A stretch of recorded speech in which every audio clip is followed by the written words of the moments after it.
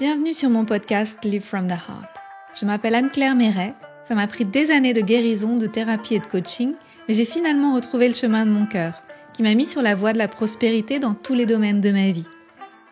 Aujourd'hui, je coach, j'enseigne, je crée des programmes, j'écris des livres, entre autres choses, et j'adore ça. Le monde se transforme à mesure que nous guérissons et que nous créons. Je sais que nous pouvons prospérer au niveau individuel aussi bien qu'au niveau collectif, si on retrouve le chemin du cœur. Nous sommes les initiateurs et initiatrices du nouveau monde. Alors on y va ? Si vous souhaitez créer depuis l'espace du cœur, vous êtes au bon endroit. Bonjour et bienvenue. Avec ce nouvel épisode en solo, j'ai envie de parler des croyances négatives que j'ai décidé d'arrêter de nourrir pour être en mesure de réussir dans mes activités. J'espère que ça vous aidera parce que je pense que toutes ces pensées qui tournaient en boucle dans ma tête et qui parfois reviennent, mais avec lesquelles je ne me bats plus et que je laisse simplement aller maintenant aujourd'hui avec beaucoup plus de facilité, si moi je les ai eues, probablement que vous les avez aussi et je pense que ça peut aussi vous aider et vous inspirer à passer outre pour avancer vers votre succès. Je pense que ce qui s'est passé pour moi il y a quelques années, c'est que j'ai décidé que j'allais être pleinement engagée à réussir, quels que soient les obstacles qu'il y avait sur mon chemin, et que ça prendra le temps que ça prendra, et que je traverserai les défis que j'ai à traverser, et c'est ok. Et j'ai décidé que ça allait pas m'empêcher d'avancer. Et il y avait des pensées principales, négatives, qui venaient à chaque fois me pourrir ce chemin. Et ça va beaucoup mieux aujourd'hui, ça va beaucoup mieux, mais j'ai pu les identifier au fil des années, et donc je les ai notées. Vous allez me dire peut-être en commentaire de ce podcast si vous aussi vous ressentez les mêmes pensées négatives actuellement lors du développement de votre activité d'entrepreneur si vous êtes entrepreneur. Une des pensées qui est revenue souvent, parce que je suis assez, les gens qui croient qu'il va y avoir un collapse du système financier, donc fin du mondiste, que je pense qu'il va y avoir la fin d'un monde, et donc je me suis beaucoup dit à quoi ça sert pour moi de créer mes activités si tout va s'effondrer et que de toute façon je vais perdre tout ce que j'ai créé financièrement? À quoi ça sert de réussir si c'est pour après rater? Et ça m'a duré longtemps. Ça m'a duré aussi beaucoup là avec le Corona Circus en 2020. Et puis en 2021, j'en suis sortie. Donc pour cette pensée-là, comme pour toutes les pensées, pour moi les solutions sont les mêmes. C'est-à-dire réaliser que la pensée n'est qu'une pensée, qu'elle n'est pas une réalité absolue, qu'elle vient aussi peut-être d'une réaction particulière qu'on peut avoir. Donc moi, je sais que j'ai la réaction de faire attention au danger, toujours, parce que c'est comme ça que j'ai grandi quand j'étais petite. Je trouvais que mon environnement était insécurisant, et donc j'ai tendance à aller regarder tout de suite les dangers et pas me relaxer dans les situations avec un système nerveux à la cool qui se dit mais tout va bien se passer. Non, ma première réaction c'est qu'est-ce qui va mal se passer et comment l'anticiper. Donc c'est réaliser que je suis depuis un espace de réaction quand je me fais des scénarios catastrophes, et puis rationaliser. La réalité pour moi dans ce cas de figure par exemple, c'est que quand bien même il pourrait se passer quelque chose de catastrophique au niveau financier mondial, si j'ai été capable de créer une première fois mes activités avec un grand succès et gagner beaucoup d'argent, je serais capable de le refaire dans le nouveau monde. Quelles que soient les règles du nouveau monde, aujourd'hui j'ai compris que j'étais une créatrice et que j'étais capable de créer de la valeur, et je serais capable de le refaire, quel que soit ce qui se passe. En fait, je sens que je suis inarrêtable, quel que soit ce qui se passe. Et je peux pas empêcher toutes les catastrophes du monde. Je peux aussi m'en prémunir parce que, bien entendu, mes scénarios catastrophes me donnent des idées de choses que je peux aller enquêter pour pouvoir trouver des solutions. Donc, merci à eux. Ça me rend aussi plus smart et apprendre un peu comment ça fonctionne, le système financier, diversifié, etc. Mais ça me permet aussi de pas être naïve, j'allais dire. De pas être naïve et de croire juste à un monde merveilleux où tout va bien se passer et où je me dis voilà, si réalistiquement les choses peuvent mal se passer, c'est ok. Et c'est toujours ok. Donc ça, c'est une des premières peurs que j'ai arrêté de nourrir. Voilà. J'ai arrêté de nourrir cette peur que si ça s'effondre, je vais tout perdre. Et en fait, quand bien même je perdrai quelque chose, je reconstruirai ensuite quelque chose de plus beau derrière. Ensuite, une autre peur courante, je pense, c'est beaucoup de travail. C'est beaucoup de travail. De travailler, de se déployer, de créer des nouvelles choses, de se faire connaître, etc. Et au début, je me sentais assez accablée par la montagne de travail. Et donc, je me répétais dans ma tête, en boucle, « Oh, c'est trop de travail, c'est beaucoup de travail, c'est énorme, la montagne que j'ai à accomplir. » En fait, ce qui est beaucoup de travail, c'est de gérer toutes ces pensées qui viennent nous dire que c'est beaucoup de travail. Je sais pas si ça vous parle, ça aussi. C'est juste un scénario mental qu'on se raconte. J'ai beaucoup de travail, j'ai beaucoup de travail, j'ai beaucoup de travail. On est fatigué par nos pensées. Si on revient dans un espace de pure présence, où on est, et si on commence par faire le travail qui nous enthousiasme le plus, là où il y a le plus de joie, là où il y a le plus d'élan créatif et tout ça, c'est pas tant de travail que ça. Oui, c'est beaucoup de travail. Par exemple, aujourd'hui, c'est lundi, j'ai beaucoup de choses à faire dans ma to-do list, etc. Mais en réalité, c'est plus de travail pour moi de penser que j'ai beaucoup de choses à faire dans ma to-do list que de factuellement faire mon travail. Et donc, se détacher de cette pensée et transformer son rapport au temps, ça aide énormément. Peut-être que je devrais faire un autre podcast sur le rapport au temps, mais ça, c'est quelque chose de très important aussi. C'est de réaliser que le temps, c'est ce qu'on en fait. Et donc, j'ai décidé il y a quelques temps, déjà, il y a un bout de temps, je me rappelle, j'étais en Thaïlande, j'ai décidé que le temps serait de mon côté. Et donc ça aussi, c'est quelque chose que j'ai transformé, où je me dis, j'ai toujours assez de temps pour faire les choses importantes. Et le temps est de mon côté, il fait toujours en sorte que tout rentre. Voilà.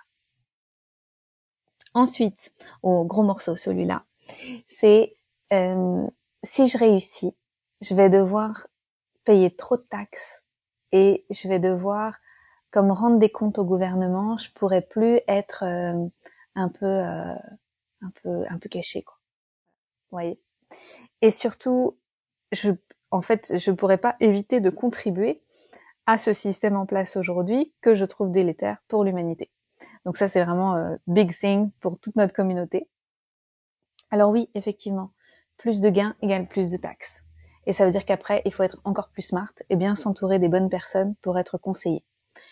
Moi, je pense que aujourd'hui, le système, il est fait pour nous garder petites, et pas oser plus grand, parce que c'est plus compliqué d'avoir une entreprise qui paye plus de charges, c'est plus compliqué de changer de statut si vous êtes en micro-entreprise et qu'après vous passez en statut entreprise, etc.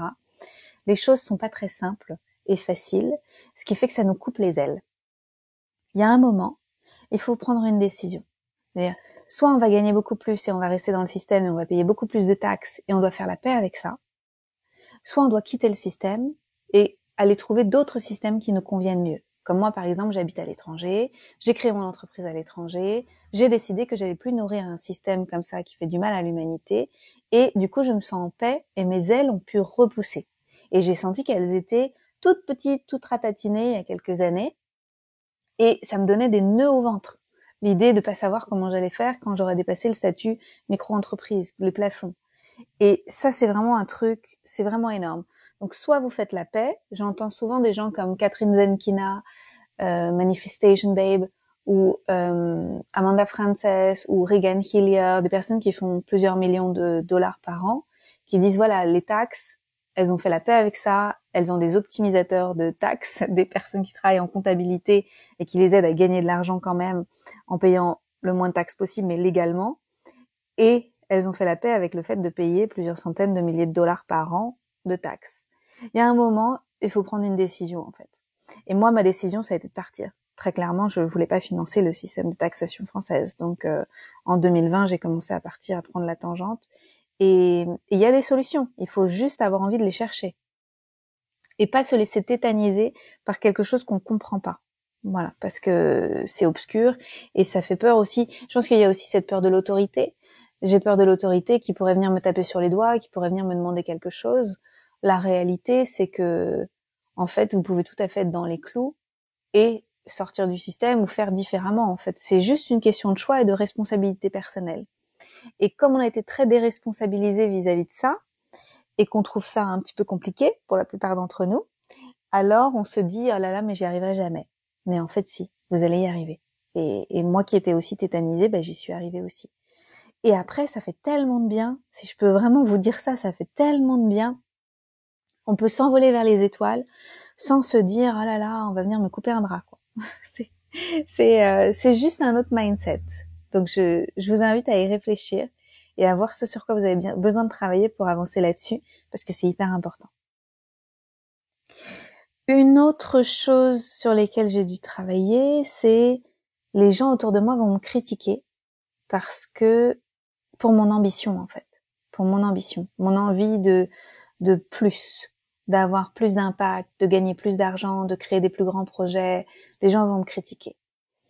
Et en fait, ça c'était une histoire que je me racontais, hein, donc c'est encore une pensée, c'est encore une croyance que j'ai nourrie dans ma tête. Ça venait bien sûr de mon milieu, de là où j'ai grandi. J'ai aussi compris implicitement avec mes parents qui, eux, ont fait le même boulot toute leur vie, et aussi entendu des choses plus explicites, notamment de la part de ma mère, qui disait bah non, moi je veux pas d'avancement, c'est plus de problèmes. Vous voyez, et qui disait ce genre de choses-là. Pour moi, j'ai dû transcender quelque chose pour pouvoir accepter que mon ambition était quelque chose de positif pour moi. Et peu importe comment ça vibre pour les autres. Parce que pour les autres, peut-être que leur ambition, ils sont pas en paix avec leur ambition, ou ils ont pas d'ambition, ou je sais pas. Et du coup, de voir mon ambition, ça va les irriter. Mais c'est une histoire qu'ils se racontent eux. C'est pas mon histoire à moi. Et donc, j'ai pas besoin de nourrir ça. Et effectivement, il y a des gens qui critiquent, parce qu'il y a des gens que ça irrite. Notamment, j'ai eu des gens, alors c'est pas des critiques méchantes, hein, mais sur les réseaux sociaux, parfois quand je parle d'expansion, de grandir, etc., de s'autoriser à créer plus grand, il y a des gens qui disent mais pourquoi toujours plus? Et en fait, pourquoi toujours plus? Parce que moi, je pense que c'est dans la nature humaine d'être dans l'évolution. Et on le voit dans la nature, en fait, il y a des cycles. Et soit un arbre il grandit, et puis il se transforme, et puis il fait ses fruits, etc. Et soit il meurt. En fait, soit c'est terminé. Si l'arbre ne grandit plus pendant un certain temps, si la plante ne grandit plus pendant un certain temps, si elle ne continue pas de fleurir, c'est qu'elle est plutôt sur le déclin et que c'est terminé. Et donc je pense que c'est juste un état naturel d'être que de manifester cette expansion et de laisser ce mouvement de vie se faire en nous et se transformer et à chaque fois grandir. Donc pour moi, c'est tout à fait naturel. Et cette ambition, aujourd'hui, je l'aime parce qu'en fait, pour moi, elle me rend vivante. Et c'est tout. Et après, les gens peuvent critiquer, peut-être que du coup, ça réveille en eux une forme de vie qu'ils ne s'autorisent pas. Et c'est OK. Et moi, je suis OK avec ça. Et les gens peuvent dire ce qu'ils veulent. Moi, je suis tout à fait OK avec ça. Qu'est-ce qu'il y a d'autre comme idée? Oui, une autre idée, c'est si j'ai beaucoup d'argent, si je réussis beaucoup, je vais pas savoir si les gens qui m'aiment, même pour qui je suis profondément, ou pour ce que j'ai créé, et donc veulent être dans mon entourage pour ce que j'ai créé, et donc profiter un peu. Est-ce que je vais pas être entourée de profiteurs plutôt que de personnes qui m'aiment vraiment? Alors ça, c'est une question importante. Moi, je pense que, par exemple, aujourd'hui, là où j'en suis, dans mes activités et dans mon succès, je suis entourée de plein de gens. Et en fait, j'ai pas cette question qui se pose aujourd'hui parce que je l'ai nettoyée, en fait, mais j'ai pu me la poser dans le passé. En fait, aujourd'hui, mon ambition, c'est moi. Et moi, je suis mon ambition. Mais je suis plus que ça. Je suis aussi bien d'autres choses. J'aime bien prendre l'image d'une boule à facettes. Mon ambition, c'est une facette de la boule à facettes. Et le reste, c'est tellement d'autres choses. Donc, je suis multiple. Donc déjà, c'est admettre cette multiplicité et transmettre cette multiplicité auprès des gens qui m'entourent. Et voir aussi comment ils réagissent vis-à-vis de ça et voir quelle part de moi ils aiment. Et moi, les gens qui m'entourent, ce que j'ai choisi de garder dans mon cercle proche, c'est des gens qui aiment toutes les facettes de moi, dont l'ambitieuse, mais aussi les autres en fait, la rigolote, la vulnérable, toutes les facettes de moi en fait, la généreuse, tout. Et donc du coup, je me pose pas cette question-là, j'ai pas trop peur de ça. Et surtout, les gens dont je m'entoure, proches, ils ont aussi un mindset de gagnant. Ils ont aussi un mindset on dit growth mindset en anglais, un mindset de dépasser leurs défis, etc. Et donc du coup, c'est pas des piques assiettes, c'est pas des gens qui vont venir se plaindre, c'est pas des victimes, c'est pas des, vous voyez, je suis pas entourée de gens qui vont venir m'arnaquer ou me la faire à l'envers. En fait, il y a pas de place pour ça dans ma vie, dans mon entourage proche. Ces gens-là, ils sont relégués au 3e, 4e, 5e cercle, quoi. Et donc j'ai plus ces inquiétudes-là. Voilà. Donc c'est avoir confiance que on va savoir fixer des limites. Donc ça, c'est quelque chose aussi que j'ai appris à faire au fil des années. Fixer des limites avec les gens, des limites énergétiques, des limites financières, des limites émotionnelles, des limites mentales. Et j'en parlerai, je pense, aussi dans un autre épisode. Ça me paraît important de parler de ça. Mais au fur et à mesure, plus on a une communauté qui grandit sur les réseaux sociaux, nos clients, etc., mais aussi communauté réseau professionnel, amitié, les rencontres qu'on a fait dans tous les pays, etc. Plus la communauté grandit, plus on doit apprendre à fixer des limites, parce qu'on peut pas avoir la même relation avec tout le monde, en fait. C'est juste pas gérable, en fait, en termes de temps et d'énergie personnelle. Et donc, on crée comme comment on peut dire, des étapes, pas des étapes, des cercles. Voilà, c'est ça le mot que je cherchais. On crée des cercles. Donc c'est tout ça que j'ai dû travailler, qui me paraît important. Donc moi j'ai envie de vous demander, quand vous réfléchissez à la possibilité que votre ambition devienne réalité, quelles sont les pensées négatives qui viennent à vous à propos de votre succès? Vous voyez, qu'est-ce qu'il y a d'autre qui vous vient? Alors moi j'ai pas fini. Je vais en parler, j'en ai encore quelques-uns. Moi j'avais la peur d'être volée. Donc on va venir me prendre ce que j'ai, parce que on va voir mon ambition et on va dire ah, celle-ci, elle a quelque chose que je veux, et on va venir me voler. Et alors tout simplement, il faut être réaliste aussi, et si on a cette peur, c'est qu'il y a peut-être des choses à organiser, pas sauvegarder sur ses mots de passe sur un endroit qui est trop accessible, etc., etc. Donc ça, c'est des choses qui sont bien sûr évidentes, et faites-vous conseiller pour ça. Après, à la maison, vous pouvez avoir un coffre-fort, des choses comme ça, évidemment. Mais la peur d'être volé, c'est la peur d'être que quelqu'un vienne dans notre cercle personnel, en fait, dans notre intimité. Et donc, cette peur, c'est un peu comme la peur de tout perdre de tout à l'heure. C'est comment on peut faire pour avoir la sécurité à l'intérieur qui nous permet que, quoi qu'il se passe à l'extérieur, on se sente bien. Vous voyez? Et cette sécurité intérieure, c'est vraiment une clé pour pouvoir se déployer, je trouve, parce que sinon, on va vivre dans la peur tout le temps. Et honnêtement, il y a des gens qui peuvent avoir énormément d'argent, énormément de succès, ils vont vivre dans la peur toute leur vie, parce qu'ils vont continuer à porter cette insécurité. Et c'est vraiment quelque chose qui est hyper important à travailler. Donc, travailler là-dessus, c'est essentiel. Une autre peur, c'est la peur des responsabilités. Je vais devoir apprendre à gérer des grands projets, apprendre à déléguer, apprendre à avoir une équipe, apprendre à faire des investissements, apprendre à être responsable à propos de ci, à propos de ça, etc. Et ça peut donner le vertige, et on peut se dire, non mais j'ai pas envie d'avoir toutes ces responsabilités, moi je veux avoir une vie simple. Je veux avoir une vie simple, donc en fait je vais juste chanter mon ambition, et je vais garder ma vie simple, et essayer de créer un truc simple avec une tiny house et des vaches, des chèvres sur mon terrain. Alors, si c'est votre rêve, je le soutiens à 3000%. Mais si c'est votre rêve parce que vous avez peur des implications d'un niveau de responsabilité plus important, parce que vous allez devoir apprendre des nouvelles choses, alors c'est pas une bonne raison. Et alors, il y a simplement le courage à mobiliser et à réaliser qu'en fait, non mais vous pouvez tout apprendre à faire, en fait. On peut tout apprendre à faire. Et la chose positive, c'est que ça vient pas tout en même temps, et qu'il y a des étapes intermédiaires. Et moi, je pense que aujourd'hui, je comprends beaucoup mieux cette histoire. Vous savez qu'on entend souvent que les gagnants au loto, les gens qui gagnent énormément d'argent au loto, il y en a beaucoup qui perdent tout rapidement parce qu'ils ont été incapables de le gérer. Et au début, je me disais oh mais c'est n'importe quoi. Moi, si je gagnais beaucoup d'argent au loto ou beaucoup d'argent avec des activités professionnelles, etc., je perdrais pas tout, etc. Et en fait, je sais pas si j'avais gagné au loto il y a 10 ans ou il y a 5 ans, comment je me serais comportée, et si moi aussi j'aurais pas tout perdu, je ne peux pas le savoir. Ce que je peux savoir, c'est qu'aujourd'hui, en ayant été entrepreneur depuis 10 ans, je réalise que step by step, j'ai dû acquérir des nouvelles compétences, j'ai dû démonter des peurs et des croyances que j'avais et me faire conseiller par des gens qui étaient plus avancés sur le chemin. Et petit à petit, j'ai compris des nouvelles choses et j'ai été à l'aise avec des nouvelles choses. Et ça a pris plusieurs années. Et donc, vous n'avez pas besoin d'apprendre tout en 6 mois ou en 1 an.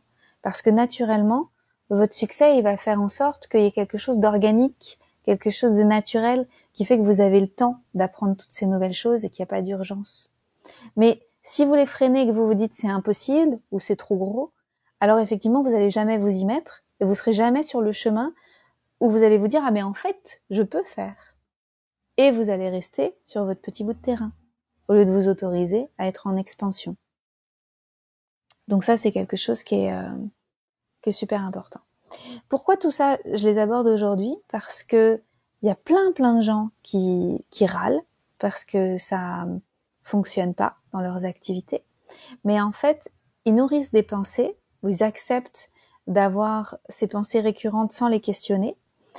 Et ça crée comme des sentiments mélangés à l'intérieur de leur système énergétique, où d'un côté, ils se disent « je veux réussir et je suis prête à réussir », ou ça pourrait être aussi sur un autre thème, hein, par exemple « je veux l'amour et je suis prête à une relation intime avec quelqu'un, de confiance, etc. » Mais d'un autre côté, il y a une partie de nous qui sabote et qui va dire « alors voilà, je veux de l'intimité, mais en fait, je veux pas, parce que ça me met en danger. Il y a ça qui me met en danger. » Ou par exemple, je suis ambitieuse et je veux vraiment réussir et je veux être digital nomade et voyager partout dans le monde. Mais d'un autre côté, j'ai des pensées récurrentes que j'ai pas questionnées et je suis pas venue me rassurer. Des pensées récurrentes qui me disent mais si tu voyages à travers le monde en femme solo, preneur, etc. et que tu partages sur les réseaux, on va savoir où t'es, on va venir t'agresser et te voler. Vous voyez comment ces choses-là peuvent cohabiter ensemble? Ce qui se passe, c'est tout simplement qu'il y a des sabotages et ça vient nous barrer la route et ça vient nous empêcher de créer cette réalité. Donc c'est super important de réussir à questionner toutes ces choses-là. Donc je vous repose la question que je vous ai posée tout à l'heure, c'est quelles sont les choses négatives qui pourraient arriver si vous réussissez ce que vous voulez faire? Quel est le risque derrière pour pouvoir identifier les éventuels sabotages qui se sont mis en travers de votre route? Voilà ce que j'avais envie de partager aujourd'hui.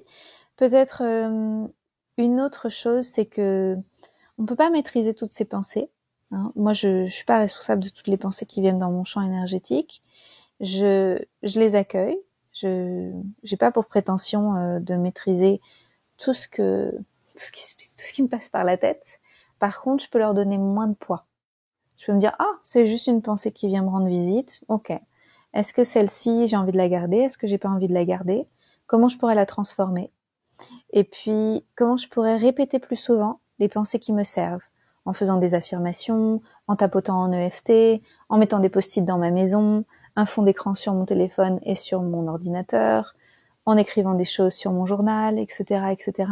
Comment je peux inviter ces nouvelles croyances qui me plaisent plus pour qu'elles deviennent comme un nouveau muscle, en fait. Vous voyez comment je peux le travailler pour qu'elles deviennent ma réalité. Et quand bien même après derrière il y a des pensées plus négatives qui arrivent, désagréables, eh bien elles vont avoir moins de poids. Vous voyez, je peux pas empêcher le négatif de revenir, mais je peux renforcer le positif. Ce que je peux aussi renforcer, c'est ma vision. Et je pense que s'il y a des gens qui réussissent pas dans leurs activités ou dans leur vie à manifester les choses qu'ils veulent créer, c'est aussi parce que la vision n'est pas claire. Beaucoup de gens ne savent pas ce qu'ils veulent. Et donc, juste réfléchir à ça régulièrement, souvent, vous demander mais qui suis-je? Qu'est-ce que je fais là, sur cette terre? Et qu'est-ce que je veux de cette expérience de vie? Moi, je sais, c'est très clair, je veux être une entrepreneur qui a du succès, qui travaille depuis son cœur et qui aide les gens à vivre et contribuer depuis l'espace du cœur, et ensemble, on change le monde. Et je n'ai aucun doute à propos de cette vision. Et après, la façon dont ça va se manifester, eh ben, je travaille aussi, là aussi c'est comme un muscle. Au début, j'étais capable d'imaginer une petite ambition, et puis après une plus grande ambition, et puis de plus en plus grande. Et je stretch aussi ce muscle de visualisation. Et quand j'entends des pensées qui viennent me rendre visite, qui sont moins positives, moins joyeuses, comme « mais qui es-tu pour ? Qui es-tu pour ?» Eh bien, de la même façon, je les accueille et je repropose des nouvelles pensées. Mais qui je suis pour ne pas ? Qui je suis pour ne pas faire ça ? Moi, j'aime bien celle-ci. Et aujourd'hui, je suis 100% sûre de ce que je suis venue faire ici. Je connais pas tous les tenants et les aboutissants de ce qui va se passer dans le futur, mais je sais que c'est ça.